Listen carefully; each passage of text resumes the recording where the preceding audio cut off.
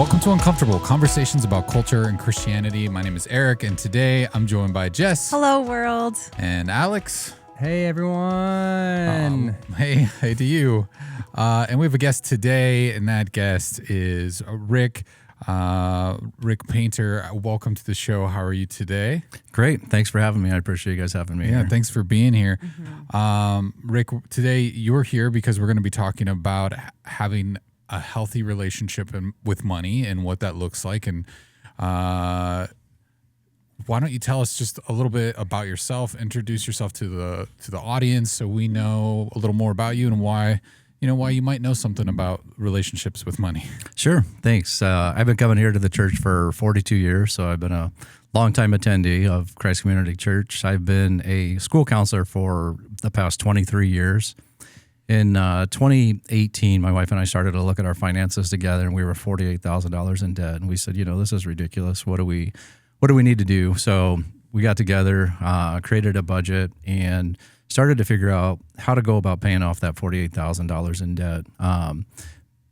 Through a lot of hard work, we paid it off in 14 months once we figured out the system of, hey, once you have a budget in place, stop going out to eat, stop going on vacation, and just systematic way to approach it. Through that, we figured out if we can do this, everybody can do it, right? So figured out that we can systematically organize our finances. But when you organize your finances, a lot of other things in your life can become organized. So through that, I was like, if like I said, if I can do it, other people can do it. Mm-hmm. So I thought, how do I go about helping other people to do this? So I created a business, Painting Your Financial Future. So goes play on words, right? Yeah. Rick Painter, Painting Your Financial Future. So did that. And so now what I do is I help people to get out of debt, build a budget, help them to live a life of financial freedom, to look at what that looks like. Also do daily money management, which would be if somebody is like maybe a busy professional or senior, I will pay their bills for them, meaning I will get into their accounts, I'll pay their credit card account, I'll pay their house payment, go and sort their mail, help them to organize their money. So my goal is to help people, especially with the financial coaching, is show people how to budget, how to do that so that they can teach other people so that they don't have to rely on me, but I can show you how to do it. I can sit shoulder to shoulder with you and help you to go over categories maybe you're confused about or you're not sure. How do I do this? Because when we budget, the first month of budgeting is terrible. It just is because people don't know how to do it. People haven't done it. We haven't taught people how to use money, right? So we don't learn in elementary school. We don't learn in middle school. Now in high school, they have personal finance, but a lot of times, most of us haven't grown up with that. Then we go out, we either go to college or after that, we get a job, we start making good money.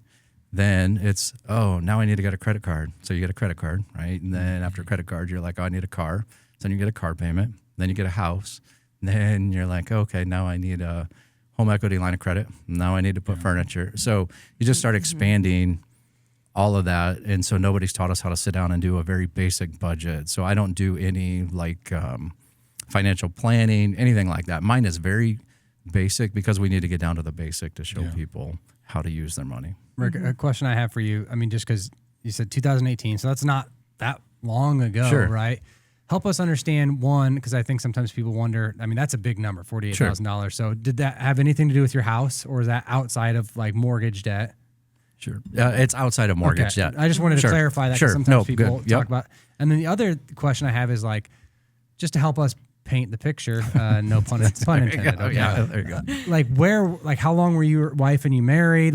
What was your family situation? Because depending on when that is, that can make big changes. If you've got kids and they have expectations, they've grown up in a house, and then all of a sudden you're like, we're going cold turkey for a lot of these experiences. So just so people kind of understand a little bit more of those parts. Sure. Yep. I'm married. My wife and I have been married for 27 years. Right now, we have a daughter that's 24 and a son that's 22. So at the time, they were in high school, and we said, hey, at this point, everything pretty much stops, until we can get this taken care of. And what I tell people is we did it, and it's for a season, right? So it doesn't last for the rest of your life. But if you figure out, you get a budget, you work on getting out of debt, and just do the work that you need to do it. Now we're in a spot. We just celebrated my 50th birthday in the Bahamas, and we took my son, my daughter, and her husband. So we're at a point where you can do amazing things, whatever it is that you want to do. Through that, we've also cash flowed our kids' college, paid for our cars in cash, and paid off our house since 2018, 2019. And so and part of that is just having a budget in place and knowing where your money's going and figuring out how to do that. And yes, as there are sacrifices along the way, absolutely. Yeah, that's helpful. I will say too that Rick, you and I have known each other for about a decade. Right. And you were somebody that I reached out to. What was it like? It was maybe around the pandemic or a little bit after, where there is a part of this where money is such a mental, emotional stressor.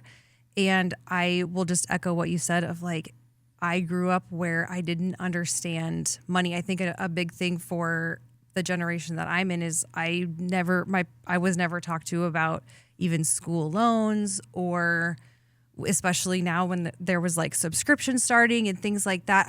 It was just never a part of life growing up. And then adding that kind of stuff into your adult life, and then having kids and not really realizing how much kids cost. Sure. Like just that kind of stuff created a lot of turmoil like in me, like anxiety. I feel like it's depressing to feel like you can't do things that you want to do. And I think that kind of just adds into the fact where it's okay to ask for help.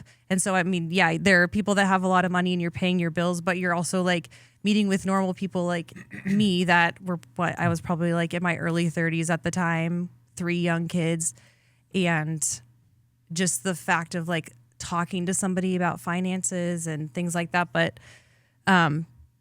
there's a study that says 43% of U.S. adults say money negatively impacts their mental health. And I see that on my side as a therapist. I'm sure that you see that even as you're discussing finances with people. How do you see that playing out? Oh, yeah, absolutely. When I meet with people, talk about, what is going on in your life. And a lot of times it's, they're stressed out, right? So they have back pain, they have shoulder pain. They're not sleeping at night because they're worried about their finances. They're worried about money. And part of it is just not having it set out in front of you. I know I'm going to say this probably a million times, but it's that budget of knowing where your money, and I know it sounds simple, right? But having that budget to know what money's coming in and what money's going out, because I think that creates a lot of anxiety. I think we live in a very anxious world where there's a lot of anxiety, and we have that because we don't know what's out there, what's next, or how this relates to us. But if we can, again, paint the picture right in front of us of here's what money's coming in, here's what's going out, and that helps to ease our stress. And I think what you said when you reached out to me is when we talked earlier, when people want to diet and exercise, they hire a personal trainer, right? And if you want help with your mental health, you hire a counselor. And so I think for a long time, people think, I need to have a financial advisor, or the terminology is too above my head. And so it gets too confusing. So I don't want to do it. So my goal is to help bring it down to very, very simple terms to help people to be that, I don't know if you want to call it personal trainer with your finances. And again, my goal is not to work with somebody for a long period of time. It's a short period of time so that I can teach you how to do it. And then you can do that on your own and start teaching other people. So when you talk about budget being the most important part, I'm just curious, like, how do you kind of help people go about that? Because I think in an age when we rely on a lot of automatic transactions, which can be helpful sometimes for budgeting, but then also dangerous when you're going to the store and it's just, Apple Pay or something, and you're just spent all this money and you're not really tracking it.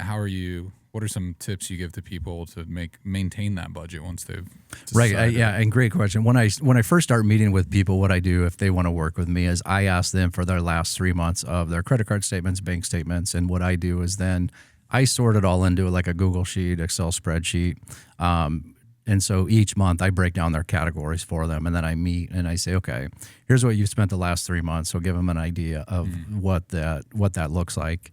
And then what I do is then I share a Google sheet with them, and then they start tracking all of their expenses. Because you can look at your bank statement, you can look at your credit card statement. There's really no emotion attached other than like, oh, wow, I spent that much. And so most people have no idea where their money is going. Most of it's spent on groceries or on going out to eat, but they couldn't tell you how much it is. So that's where I asked them to track that. A lot of people will use an app like you talked about. The other thing, and which is great, if you utilize it and you stick to the numbers that you're like, hey, I'm only going to spend this amount. And this may be a little outdated, but I ask people to use the cash envelope system if you guys are familiar with that. Let's say if you're going to do groceries and you spend $1,000, okay, so let's take out, $250 a week for groceries, and you can't spend any more than that. You're going to leave your credit cards, your debit cards, everything's at home, and you just take that $250. If you don't like cash, go to the grocery store that you go to, buy a gift card, and use that gift card at that store so that you can help to stay on budget. So if somebody was starting a budget or wanted to just begin, would that be a place to start, is like looking at their last 3 months of? Yeah, the last 3 months of credit card statements, bank statements would be to look at that and just start tracking their expenditures. Or even a basic one would be, if you don't want to do that, because yes, that takes a little bit of work, so that's why I do it for the clients. But if you wanted to start, that would be a good place. Or just start today and go, okay, what did I spend today, and go into a Google spreadsheet or Excel and just start typing that in, because there's an emotion that's attached to that that's not attached to an app, to like Apple Pay or whatever it is. And so we just click it, and we don't know how much we've actually spent, because we don't cap our categories in that aspect. And it can be pretty shocking. I think especially if you just get into a habit of going out to eat or something like that, and you think, oh, okay, well, it's just a couple times a week or something. And then as cost goes up for even going out to eat with a family of 4, can be anywhere from $80 to $100, and then a couple of times of that could be your whole grocery bill for the week, where you could eat all week. And you just don't rationalize it a lot of times. And so I think, that I see why that could be really helpful. Right.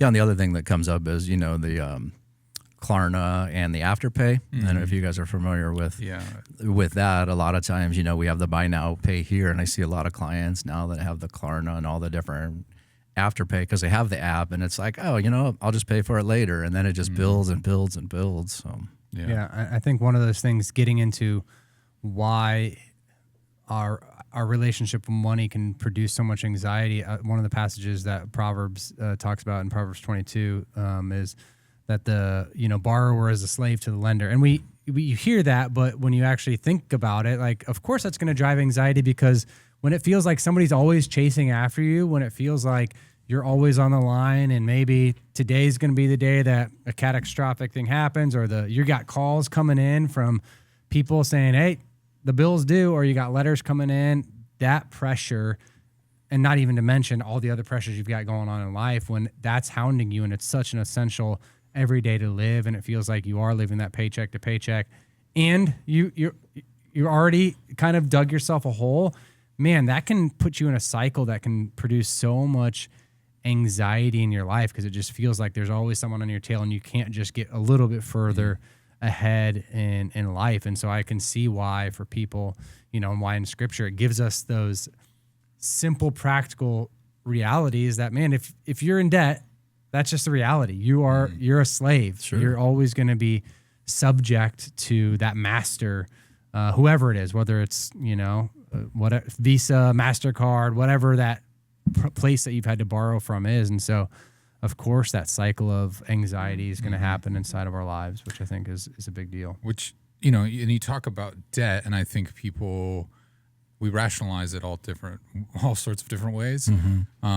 And you even asked, like, well, is that mortgage debt? And a lot of times, and then you've got people like Dave Ramsey who say don't have any debt, and then sometimes you hear people say, well, some debt you can use strategically to benefit yourself. So you've got all these like conflicting opinions, and probably wise opinions in a lot of ways. But how do you, as an individual, is it just very individualistic what works for people? Or because like some people might say, well, paying off your mortgage is the right move to do that early. And other people would say, well, no, that's a really bad idea. That would be almost like wasting money. It's like, how do you know what to listen to? Sure. And one of the things that I tell people, it's personal finance, right? What is your goal? What at the end of the day, what do you want? Like, I can come in and tell you like, hey, yes, you should have all your debts paid off, because then you're not, a slave to the lender. You have all of the money that's coming to you, and the amazing things, you can be extremely generous. You can do so many things with that money, instead of your money going to, pay lenders, just as our church, is a debt-free church, because we don't want to be paying interest on the other things. And so I always want for a client to not have debt, but again, I can't want something for them. I meet with them and I say, okay, what is your end goal? Is your end goal just not to live paycheck to paycheck? Do you want to pay off debt? And then we look at the motivation scale for somebody. If you tell me, okay, hey, I want to be out of debt. Okay, well, so on a scale of 0 being I could care less if I'm in debt, or a 10, like, yeah, absolutely, I want to be out of debt tomorrow, where do you fall on that scale?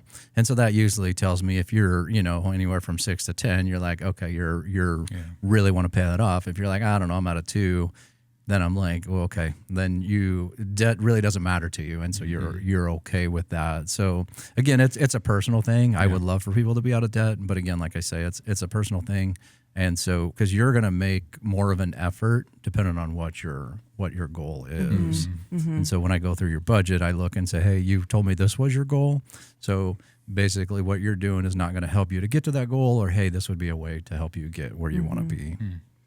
I remember the first meeting that Ben and I met with you, you said something along the lines of like, what goals do you want to accomplish? Or like, what do you want to get out of like these sessions with me? And I remember saying to you, I don't want to feel stressed out.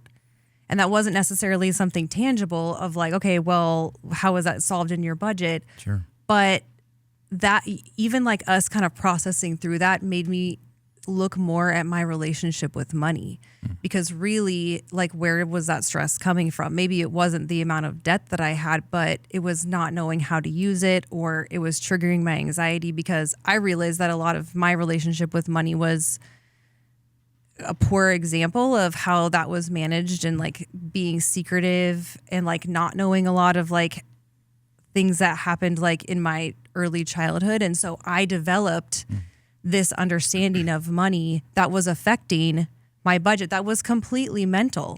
So then when I was talking to you about it and saying, I don't want to feel stressed, I saw in that moment just how much it tied in together, that there is this relationship with money. There is this emotional connection that we feel. And I think the idea of healthy, or like to Alex, you even saying like when you read the verse about like we're a slave to our debts, we think healthy means not having any debt, or at least that's what I thought. Sure. Or being like, if I was in debt, then I'm a slave to that. And then that relationship with money just continued in such a deep way. And I know I'm using a personal experience, but I see this played out so often when I'm meeting with different clients in my office, where it's like, it affects us so different.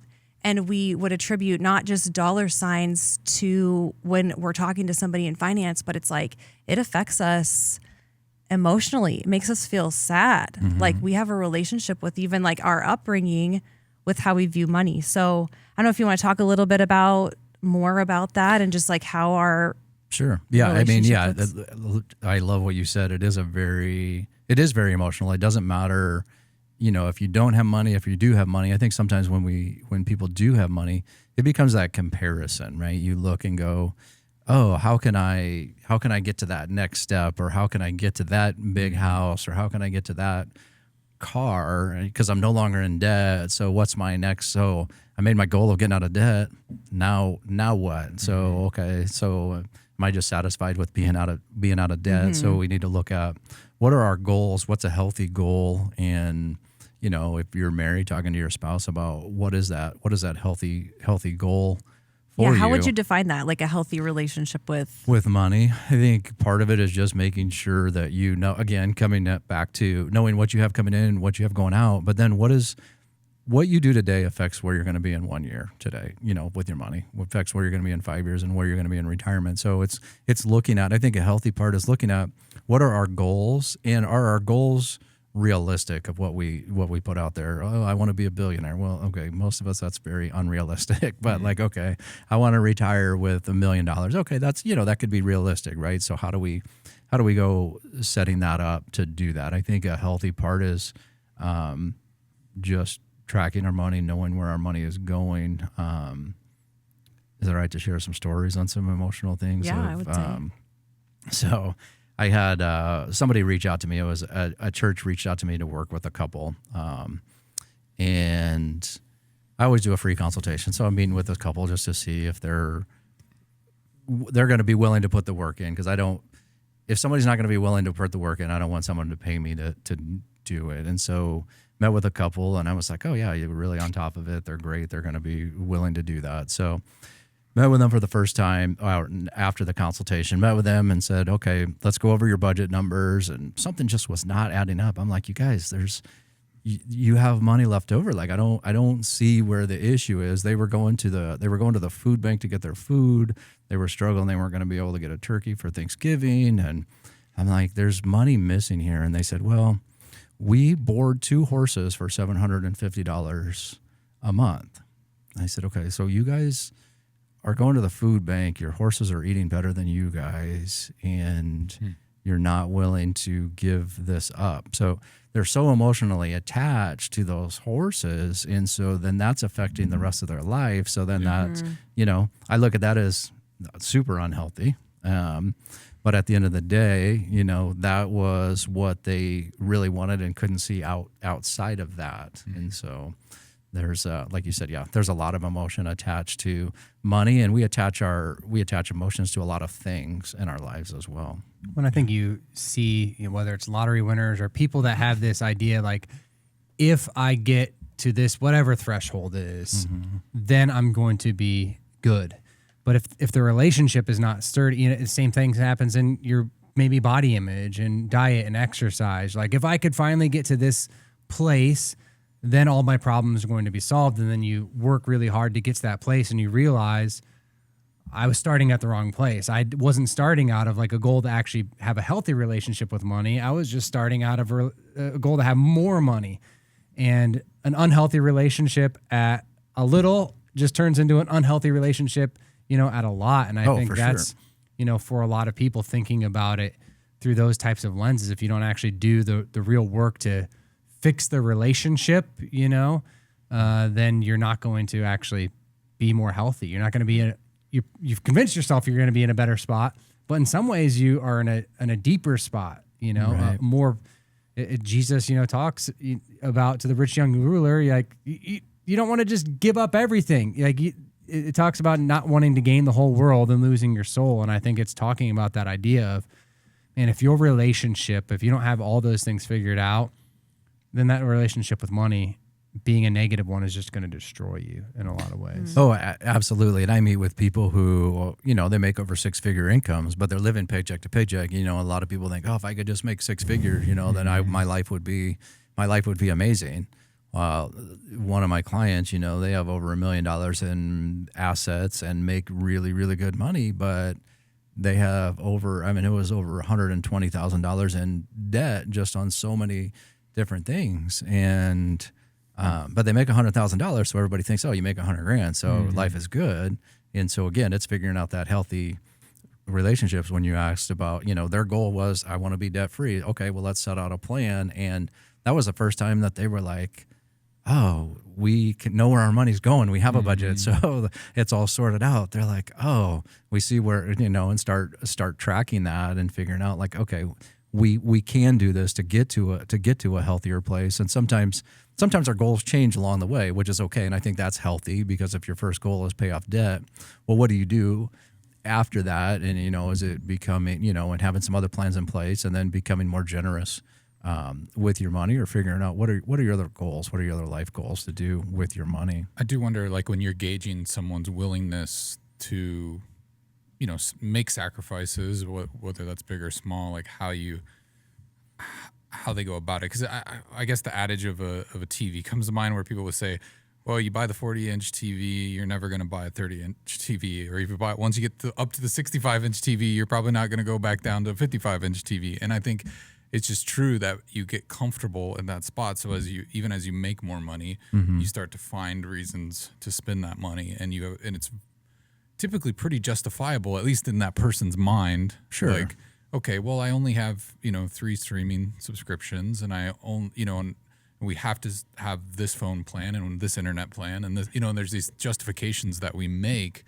And then sometimes you get down to it though, and it's like, okay, well, and we got a bigger house because we could afford it, but now there's really not many places to go from here when you're talking sacrificially. So when you say that, is that a lot of times come down to, no, you need to sell a car, you need to sell a house, you need to, like, because sometimes I feel like there aren't horses that we're boarding, what I mean? For sure. And one of the things, I guess, if we're talking debt rise, right, for sacrifice, if we're going to debt, what I tell people is, when we look at it, if there's no expenses that we can cut, it's going to be, you're going to have to go work extra, right? It's multiple. That's the sacrifice. We're gonna cut out eating out. We're gonna cut out vacations. But we're also going to look at our grocery budget. What are we spending on groceries? Because people spend a lot of, like, one client was spending over $2,000 a month in groceries. Wow. They had 5 kids. I don't know, if that's reasonable. I don't have 5 kids, I had, well, and that's the thing, right? A lot of people start blaming other things, but at some point, you have to look at it and go, okay, do I want to be out of debt, or am I okay where I am? Do I want to do the sacrifice? And again, it's for a season, right? It's for a small amount of time. When we were working on paying off debt, I was out working. I was out of school. I drove a bus route in the morning before school. So I started about, 5 o'clock in the morning. I drove the bus route.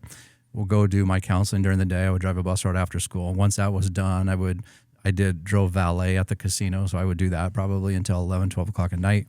And then I would go back and do the same thing over the next day.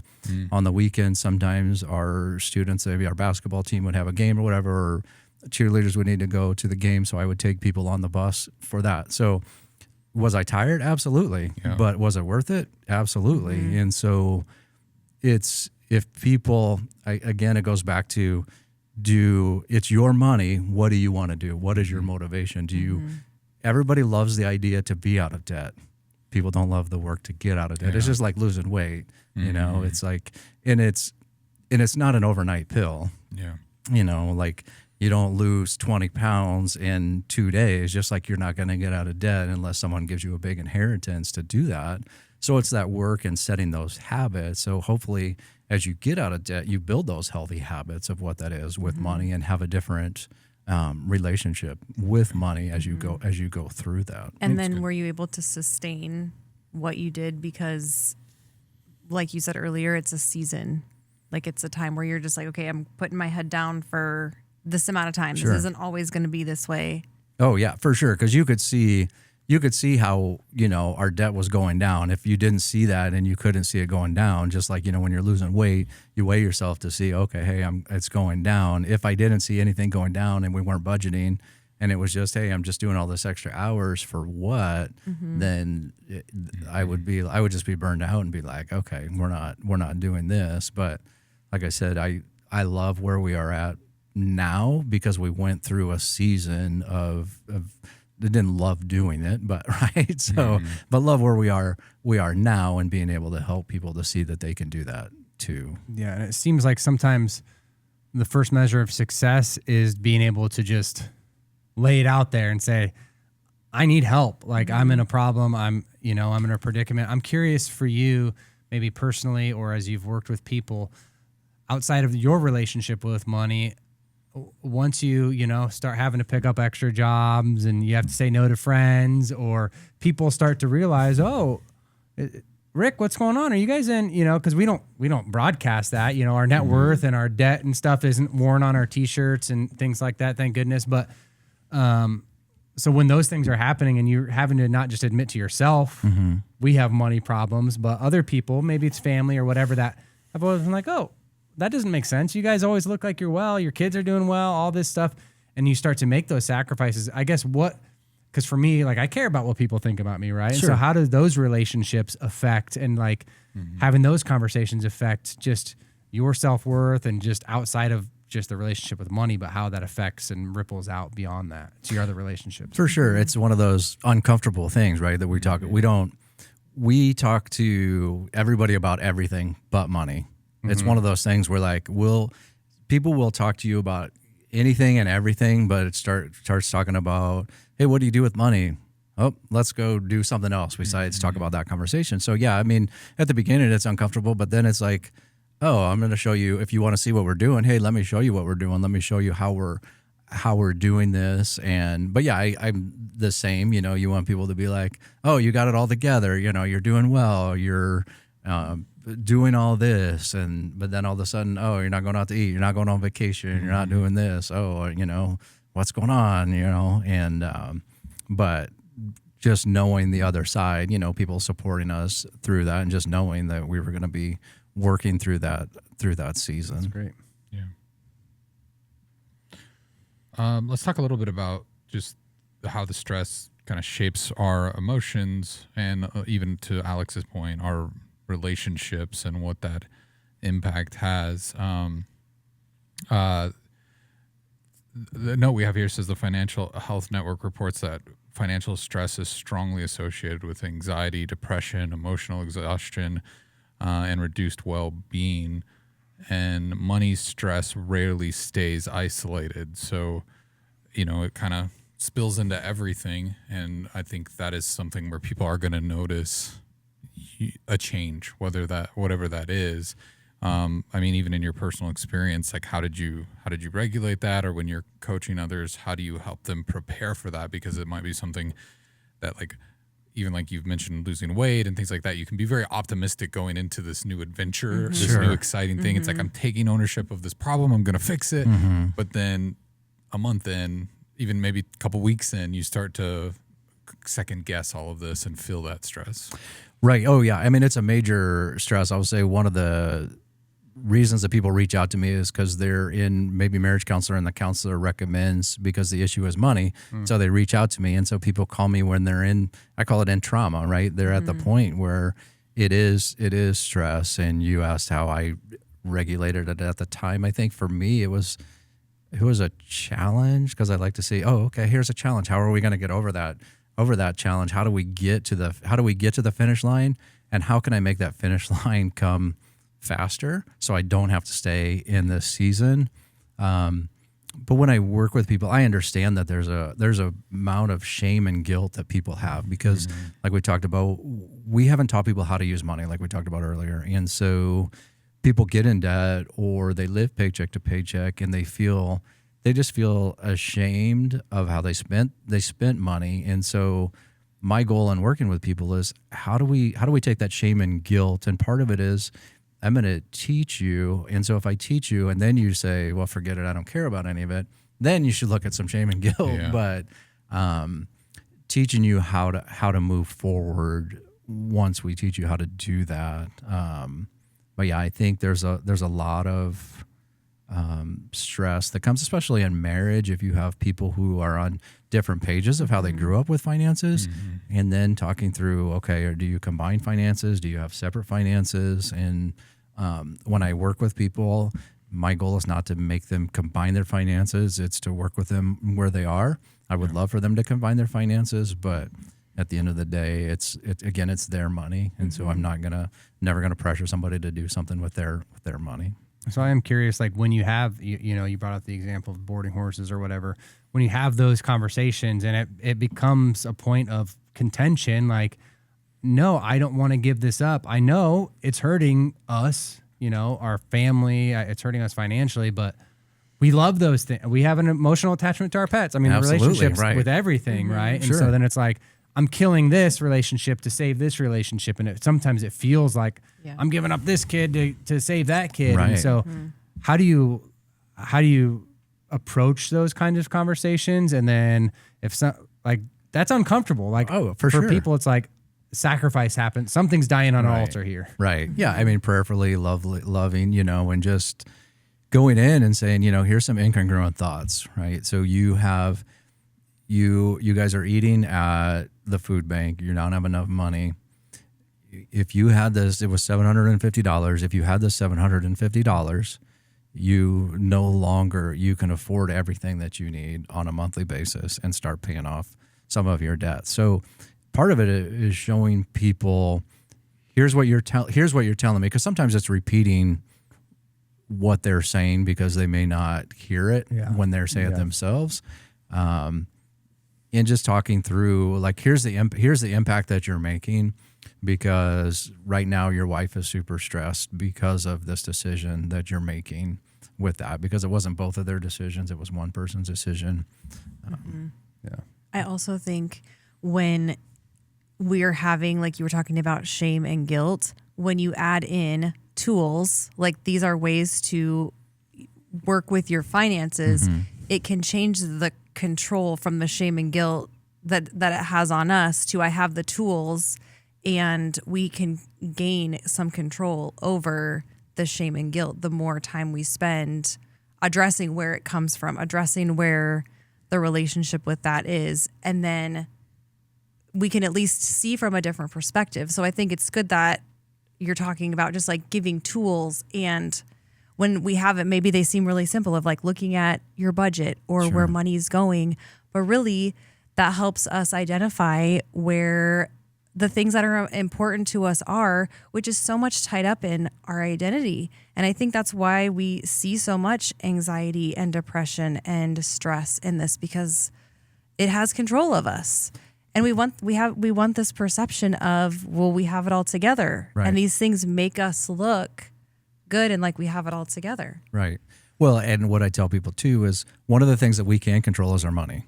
Right? We don't have control over hardly anything else, but we have control over our money. And some of the small things that we can do is we can, if we're married, is share our account information. So what is your username and password? Make sure we have our username and passwords for all of our accounts.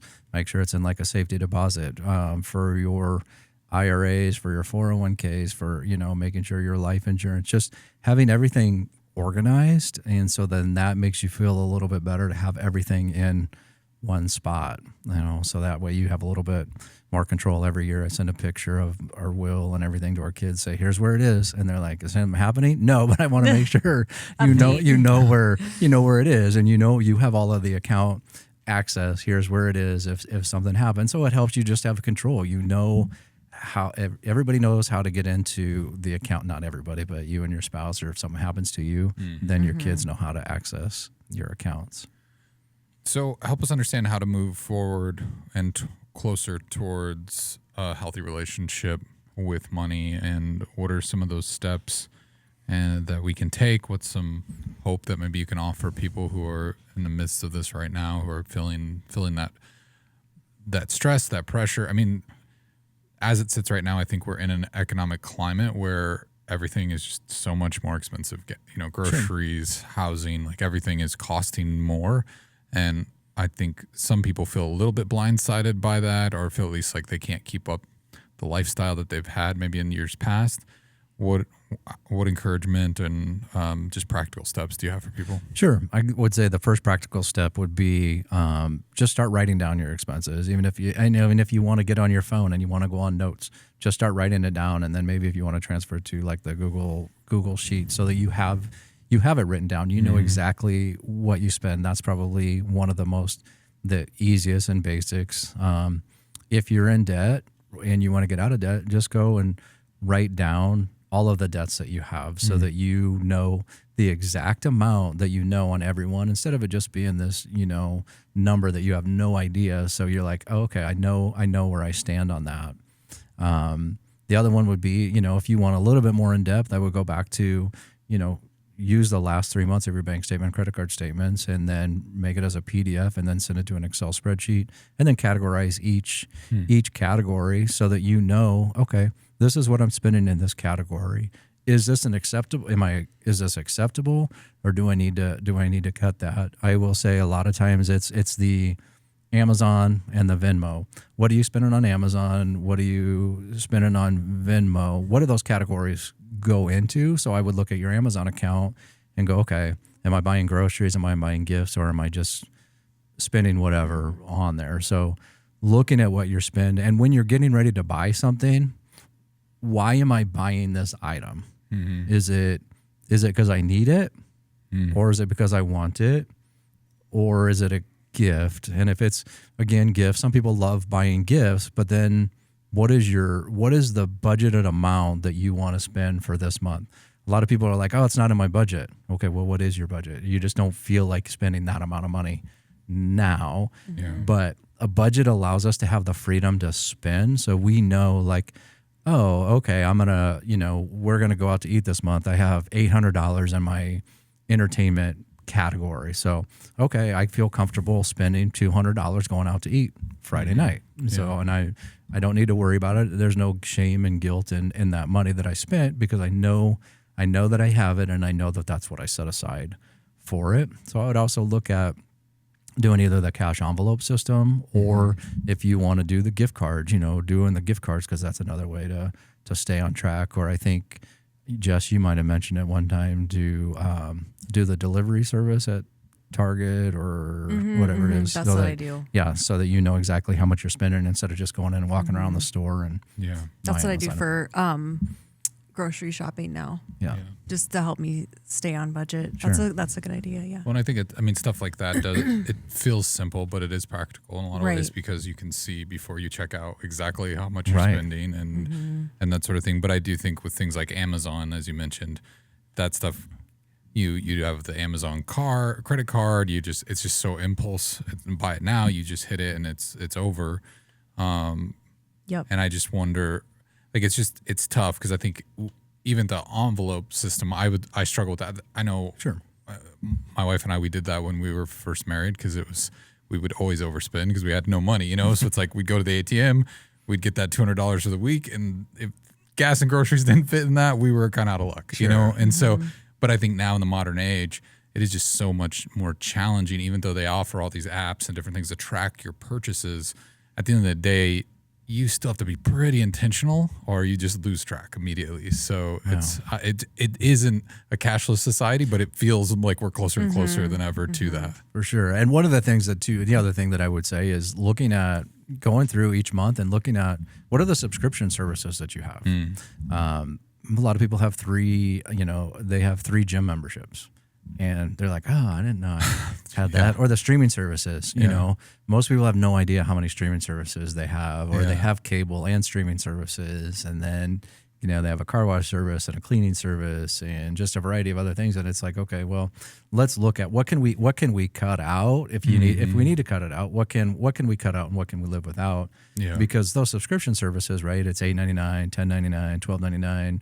So it just starts to nickel and dime us. And at the end of the month, you're like, oh, I could be saving a couple $100 just by taking out subscriptions. And that's another thing for sacrifice. You could take out those subscriptions. I mean, start reading a book instead of watching all the other, subscription services, whatever it is, so that you can sacrifice in that way. Makes sense. Well, at the end of the day, these companies, they want our money. For sure. I think they always want to act like we're doing this out of convenience to help you. I think of even, yesterday I placed an order on Amazon, and it's like it's going to be here between 7 and 11, or maybe it was 4 and 8, whatever, it doesn't matter. And then I get the notification from Amazon that's like, oh, but if you do the next 45 minutes, you can also add these things to it. Sure. That's so kind of you. Or like I was ordering Chipotle the other day and just wanted to make sure my cart was ready, but before we got there, and then I got that notification from hey, did you forget something? So there's always this invitation, and it's guised as we're here for you. Sure. And it's really, at the end of the day, we want your money. It's capitalism. It's not everything is not bad about it, but these subscription services, we're bundling these things. You're like, well, the price actually just went up. You didn't bundle everything. Yeah. And so I think just watching out for those. But I'm curious, what are some of those really difficult things for people to and maybe it's different for everybody, to say I would love to, but I need my prescription. My kid needs to be in this class. I need, I need to have an Amazon Prime because I don't want to go to the store. Amazon or Target shopping is my therapy, you know? Like, what are those? Yeah. Well, I guess I didn't bring up that story. Or did I talk about the young couple? Sorry, we were talking before this. Yeah.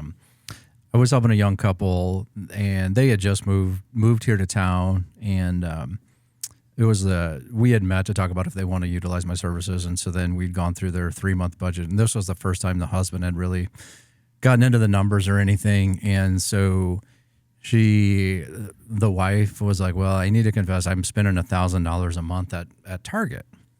I'm like, okay, like groceries, what?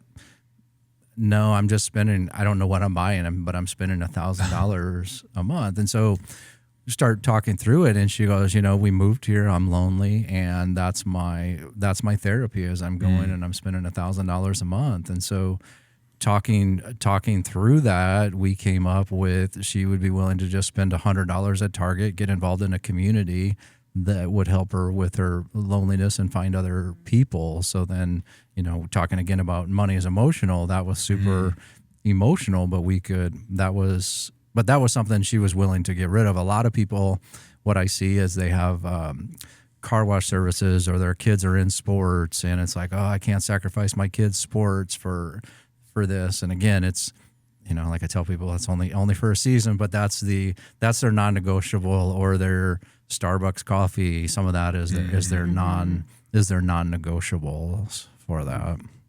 Yeah. And I think it's just, as we're having this conversation, we're in a country where we do have a lot of, privilege. And so we talk about sacrifice and talk about a lot of those things here, and it's just at a whole different level compared to people. We say the Lord's Prayer, and there's a sincere, like, give us this day our daily bread. And most of us, that pray that prayer, that's not a reality that we're having to actually live in reliance on God, Right. for him to give us this thing or not. And oftentimes, especially when I did, student ministry, one of the things that as parents were like, my kids are just show no interest in God. They don't show interest in having a relationship with them. I'm like, because you've just become their savior. You always swoop in and, are plowing the way for them before they have to learn how to fail, or you'll come in and give them any money that they need, and they have no need to have a reliance on God because money, and you're doing it because you love them. Yeah. Even you brought up, for example, most people aren't going to get out of debt unless someone comes in and, just wipes out their debt for them. But if you don't have a relationship with money that's healthy, you're going to get back there, because someone paid off your debt, but you don't really realize how much it cost or what that cost them. And so if an unhealthy relationship got you there, just getting that free pass isn't going to just get rid of the unhealthy relationship, And right. I think that's a big deal as well. Right. I also think maybe one more thing that is a very simple but easy place to start that you even encouraged me to do when we met, Rick, was even just to start talking about money and just to communicate about it. And so usually those conversations between spouses are when we're under stress or we've got a bill to pay and we need to figure it out.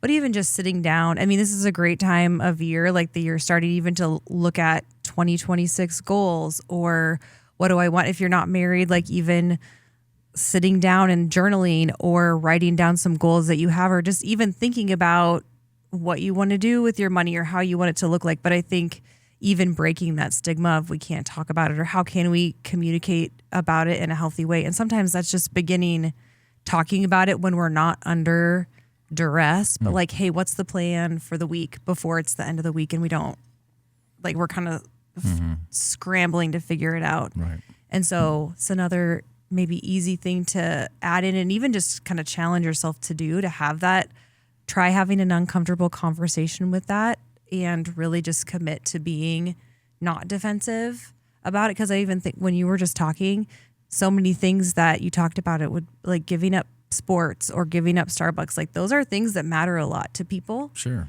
That, like, let's challenge ourselves to maybe have that uncomfortable conversation. It's difficult, but also a way that we can let the conversation change a little bit. Right. Yeah, it is uncomfortable. And then it's like, well, what is our end goal? What do you want? What do you want with money? Where do you want to be?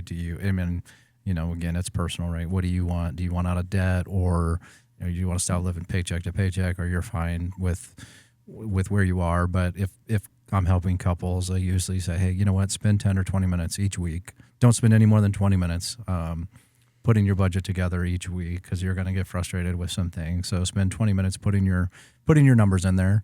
But then also talk about, what are your goals? Are you guys on track for your 1-year goal? Are you on track for your 5-year goals? Or a budget is fluid. So what you're doing this month is different next month. So, what's coming up in February that you're going to spend a little bit more money on? Maybe you guys go out and celebrate Valentine's Day, or there's something else, or somebody's getting married, somebody's having a baby, you're going to be traveling. So how do we do that if we're paying off debt, or what? Again, we look at our goals and just talking to each other about that for 10 to 20 minutes a week. So that's one of the things that I encourage people each week. Say, hey, spend 10, 20 minutes going through your budget, talking about money. And it doesn't even have to be deep. And sometimes it doesn't have to be uncomfortable. Sometimes it is. Sometimes it's just, mundane. Like, hey, this is where we're at. I'm paying these bills. Great. Okay. Some things like that. Exactly. So as we wrap on this conversation, what is there anything that you feel like you didn't share with people, or something that you'd want to leave them with? And then also, like, let us know, and our listeners know, like, if they're interested in maybe even taking advantage of some of your services, how they can do that. Sure. Thanks. So if anybody wants to reach out to me, you can go to my website at omahamoneymanager.com, or you can find me on Facebook under Painting Your Financial Future. And so you can reach me either one of those ways. And I would just encourage people to just start with the very basic. Like I said, people get so discouraged with the first month, because we tell people budget. But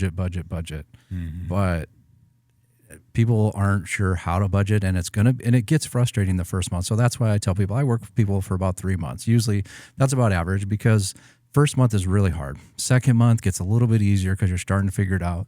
Third month, you're like, oh, okay, I got it. And so stick with it. Keep going after the first month, second month, third month. If you want to start somewhere, just start today. Start tracking your expenses. Go to your bank statement and just say, oh, okay, hey, this is, what are we in? January, 14? So go back to January 1st and go, okay, I'm going to start moving my stuff over to an Excel spreadsheet, typing in what I've done for the past 14 days.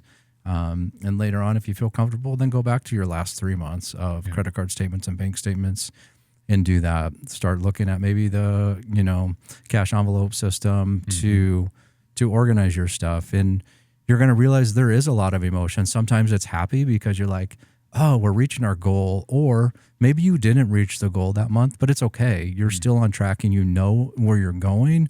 Yeah. So even though it's discouraging, I would get with a community of people that are willing to talk about money, to say, hey, you know what? I am in debt and I'm going to work through this. Or maybe you're not in debt. Maybe you're not living paycheck to paycheck, and maybe you're doing well with money. Get around people that are in that category too, that you can share, hey, what are the great things that we can do with money? Or how do we help people with that? Yeah, that's great. Well, thank you so much for being here. Really appreciate your time. It's all really, really insightful, helpful stuff. And I think it kind of is that, take that one next step. You don't have to figure this all out at once, but I think being intentional about it and making kind of the hard decision, but the right decision, and people will probably see a big difference in their lives. So yeah, really appreciate your time, Rick. Great. Thanks for having me on, guys. I greatly appreciate it. Yeah, that's great. If you have any questions or concerns, you can reach out to us as always on social media, on Instagram or TikTok at CCCOMA Podcast, or you can send us an email to podcast@cccomaha.org, or leave us a voicemail at 402-885-9930. But until next time, we'll talk to you then.